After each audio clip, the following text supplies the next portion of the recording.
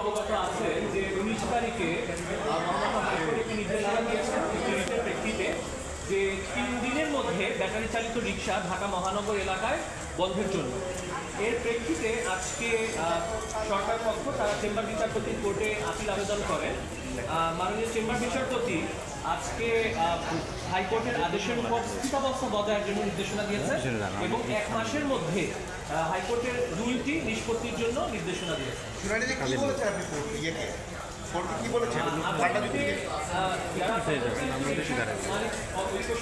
তাদের সাজেশন ছিল যে যারা ব্যাটারি চালিত রিক্সা চালাচ্ছে বিগত 3 মাস ধরে আমরা দেখছি যে ঢাকার সড়কগুলোতে যত রিক্সা চলছে, এই রিক্সাগুলোর কোনো নিবন্ধন নেই, এই রিক্সাগুলোর কোনো ফিটনেস পরীক্ষা করা হয়নি এবং এই রিক্সার যারা চালক রয়েছেন তাদের কোনো লাইসেন্স দেওয়া হয়নি।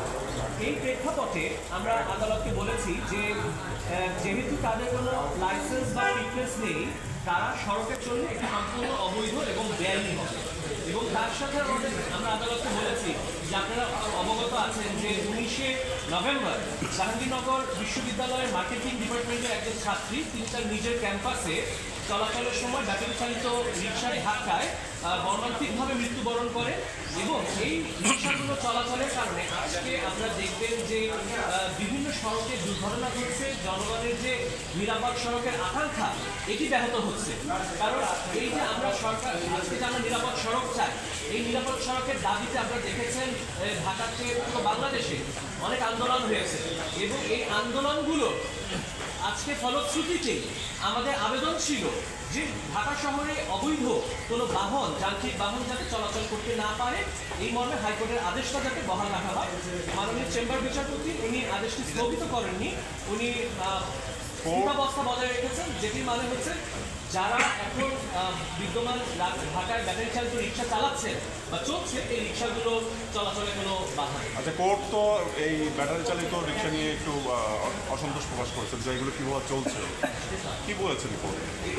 এক্ষেত্রে আমাদের মাননীয় অ্যাটর্নি জেনারেল, তিনি সরকারের পক্ষে ছিলেন, উনি বলেছেন যে এদের যারা ব্যাটারি চালিত রিক্সা চলছে ঢাকা শহরে, তাদের লাইভলিহুডের একটা বিষয় চলে আসছে, যে তাদের জীবিকার প্রশ্নটা এখানে চলে আসে। কারণ এখানে আমরা দেখছি যে প্রায় কয়েক লাখ লোক এই ব্যাটারি চালিত রিক্সার এই পেশার সাথে জড়িত। এখন হঠাৎ করে একটি আদেশ হলে এই লোকগুলো তাদের পরিবারকে নিয়ে তারা কীভাবে জীবিকা নির্বাহ করবে, এই একটি কনসার্ন আদালতের ছিল এবং এই কনসার্নটি থেকেই আদালত আজকে স্থিতাবস্থা দিয়েছেন। কারণ যেখানে জীবিকার প্রশ্ন, লাখ লাখ মানুষের জীবিকার প্রশ্ন, এই বিষয়টি আদালত দ্রুত অনুধাবন করেছেন এবং এই জন্য স্থিতাবস্থা দিয়েছেন। কিন্তু বলেছেন আপনারা ব্যক্তি স্বার্থে আসছেন, না, এই অভিযোগটা কিভাবে দেখছেন?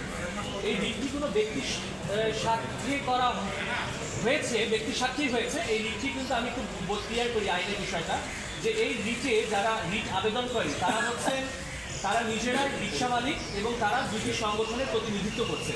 It is a private interest litigation and partially it also concern with public safety. এখানে জননিরাপত্তার বিষয় রয়েছে। কারণ যারা আজকে প্যাডেল চালিত রিক্সা চালাচ্ছেন তারা কিন্তু এদেশের নাগরিক, তারা কিন্তু আক্রান্ত হচ্ছেন এই ব্যাটারি চালিত রিক্সা দ্বারা, তারা দুর্ঘটনার সম্মুখীন হচ্ছেন সড়কে। কাজে এটি শুধু প্রাইভেট ইন্টারেস্ট না, এখানে তারা জনস্বার্থের একটি বিষয় রয়েছে।